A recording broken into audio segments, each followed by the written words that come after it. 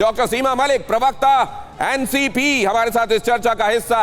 संजय गुप्ता, नेता हैं शिवसेना के, हमारे साथ इस चर्चा में जुड़ रहे हैं। शुभ्रास्ता, राजनीतिक विश्लेषक हैं, पॉलिटिकल कमेंटेटर की हैसियत से हमारे साथ इस चर्चा में जुड़ रही हैं।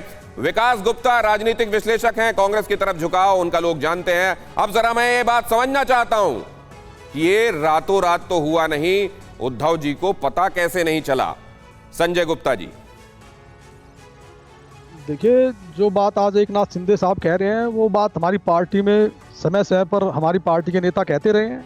सबसे पहले मुख्यमंत्री जो रहे थे मनोहर जोशी जी ने इस बात को कहा था कि हमारा नेचुरल अलायंस जो है वो बीजेपी है, एनसीपी और कांग्रेस नहीं है। उसके बाद प्रताप सरनायक जी ने भी इस बात को कहा था कि हमारा नेचुरल अलायंस बीजेपी है और हमें बीजेपी के साथ नज़दीकियाँ बढ़ानी चाहिए। और आज सारी पार्टी कह रही है, तो इस पर मुझे लगता है कि गंभीरता से विचार होना चाहिए था। सर, तो क्या आप लोग मना नहीं कर पा रहे थे?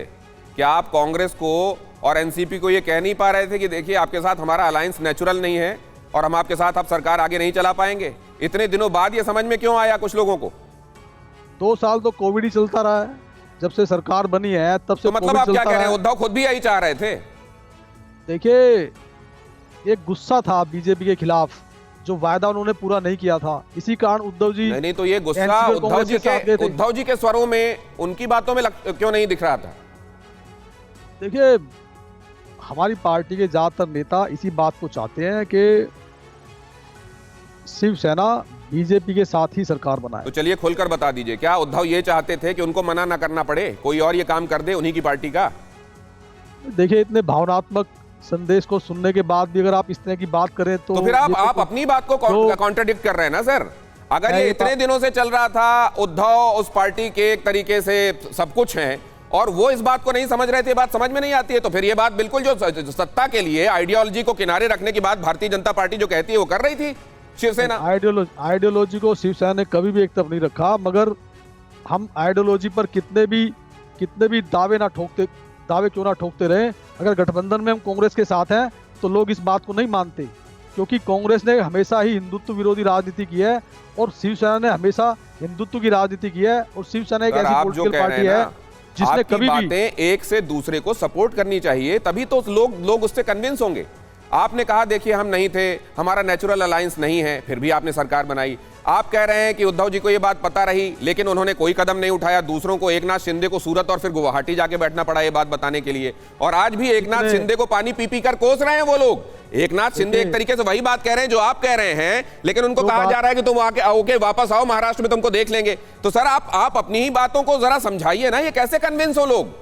देखिए, जो बात एकनाथ शिंदे जी कभी गुजरात में जाकर कह रहे हैं, कभी असम गुवाहाटी में जाकर कह रहे हैं, यही बात इतने विधायकों के साथ अगर उन्होंने उद्धव जी के सामने कही होती तो इस पर जरूर फैसला हुआ होता। ये बात उनको कहनी क्यों पड़ेगी सर, अगर ये दिन के उजाले की तरह साफ है? आप मेरे साथ यहाँ बैठकर इस चर्चा में शिवसेना के प्रवक्ता की हैसियत से बात कह रहे हैं, तो उद्धव जी को ये बात उनको मिलकर कहनी क्यों पड़ेगी? उद्धव जी को खुद ये पता क्यों नहीं है?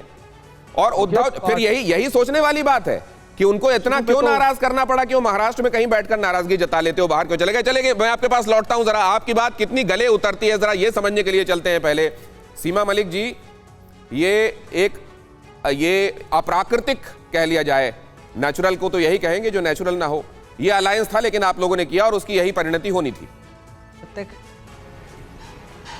देखिए, ऐसा अभी कुछ हुआ नहीं है। पहली बात तो मैं आपको ये बताऊं, पहले अभी परिणति क्या होती है ये देख लीजिए।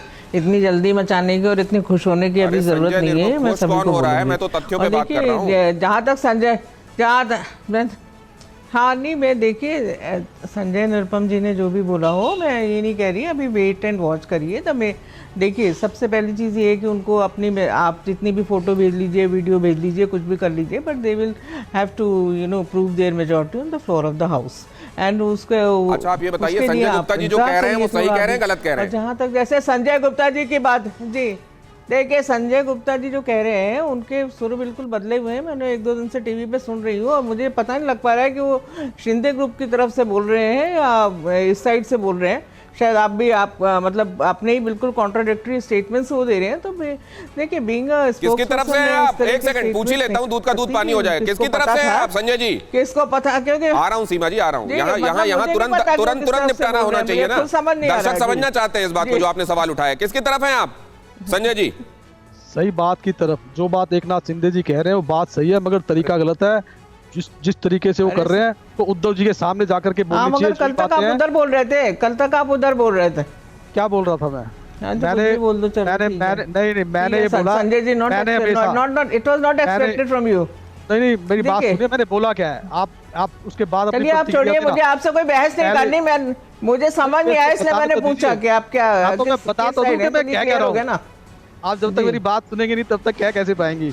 हाँ बोलिए मैं जो कह रहा हूँ वो ये कह रहा हूँ कि एकनाथ बोलिए, शिंदे जी जो बोलिए। बात कह रहे हैं वो बात सही है, उस पर पार्टी नेतृत्व को गंभीरता से विचार करना चाहिए, मगर जिस तरीके को उन्होंने अपनाया वो तरीका सही नहीं है। जो बात वो गुवाहाटी से कह रहे हैं, जो बात वो गुजरात में जाकर कह रहे हैं, वो बात उन्हें उद्धव जी के सामने बैठ करके कहनी चाहिए सभी विधायकों के साथ, तभी सच्चाई इस पर सही निर्णय लिया जा सकता है। जी।